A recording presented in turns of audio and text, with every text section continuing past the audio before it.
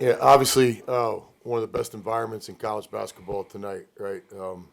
Record attendance here at the pavilion really starts with our student body getting here early and not only coming to the game, but just bringing the energy and bringing the juice. So that's pretty cool. Been fortunate to coach in a lot of great environments over the years, and tonight was special. So we're building something here. It's year one, but to have this kind of game in late January with our students show up like this, our season ticket holders were there in full force. Thank you. Not only thank you for the attendance, but thank you for impacting the game with the environment. So, that's pretty cool. College basketball is a player's game.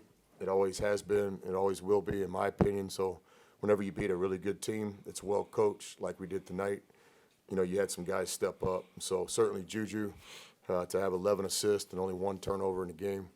It's kind of disappointed about the one turnover, but the 11 assists, it was elite. His mind was in the right place. Juju's had some really good offensive coaches growing up in the Bronx.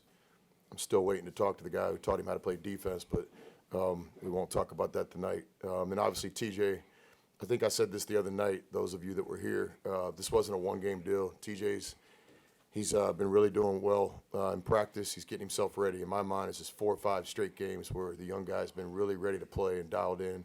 Tonight, the basket opened up to him with his talent. Got 2 steals, some big rebounds. So, players' game. We don't win tonight without TJ's performance coming off the bench. Really proud of TJ. Question for Juju. TJ on the right. Juju, this was your first time playing in this rivalry game. What was it like to play in this sort of environment? My first time playing in this type of environment, rivalry game, it was fun. It was fun. It was fun playing out there. I feel like the students, the whole crowd in general, they brought a lot of energy to the game, and we were just feeding off of it.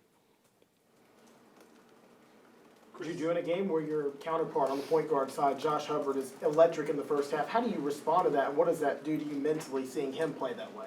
Just got to guard, get stops, Try not to let the first half dictate what's going on in the second half, and just keep playing hard.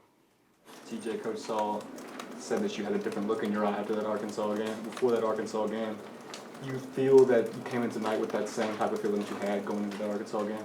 I mean, just throughout the season, I've just been continuing to work, keeping my head down, staying together with the team, and when it's my time, and that was obviously tonight.